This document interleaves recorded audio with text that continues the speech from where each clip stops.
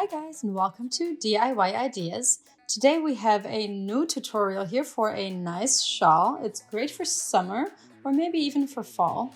It's this great whole pattern here. Kind of looks like a grid structure, like a net structure. It's chain stitches and single crochets, so it's always 5 chain stitches and then a single crochet, and you always have them, kind of switching off. And this whole thing is a triangle shawl. So this is the little peak down here, and then it gets wider and wider and wider until over here. You can obviously make this any size you want, depending on how much wool you want to use. And yeah, it obviously depends on which wool you want to use and how much of it. And I'm going to show you how to do this with the really nice wool from Teddy. Have fun.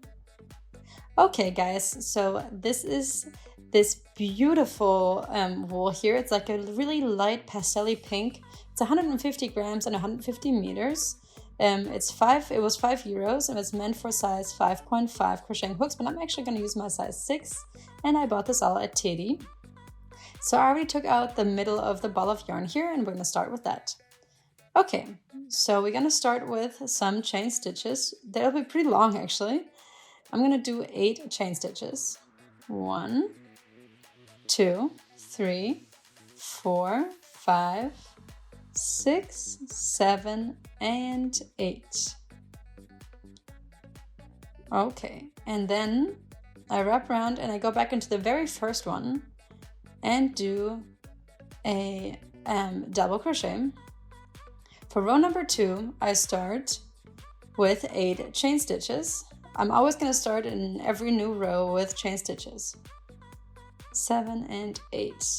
And then I turn it all around, and here into the loop from the first row, we go around and we do a single crochet, and we do 5 chain stitches here, 5, and then I take it around, I wrap it around, and around the loop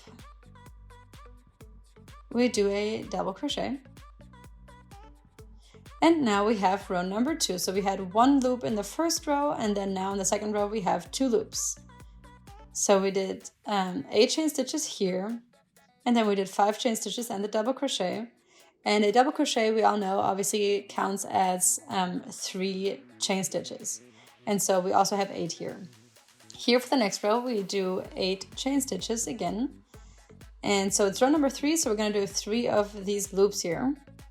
So you always know how many loops you have to do every row, because it's the same number as the row you're currently on. So now row number 3, so we will do 3 of these loops. So we did 8 chain stitches here, we turn it around, and into the first loop we do a single crochet, then add 5 chain stitches, 4, 5, and this time we're just doing 5, and we go around this loop now and we do a single crochet. Nice. Exactly like that.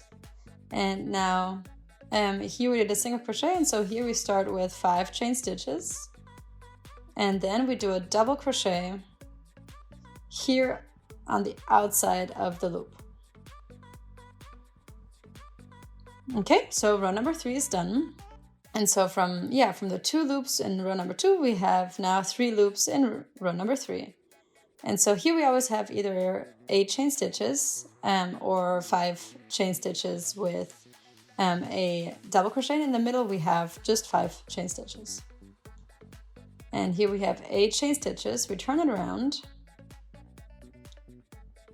and then we do a single crochet around this first loop here.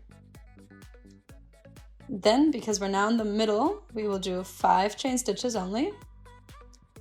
We loop it around the next one and do a single crochet.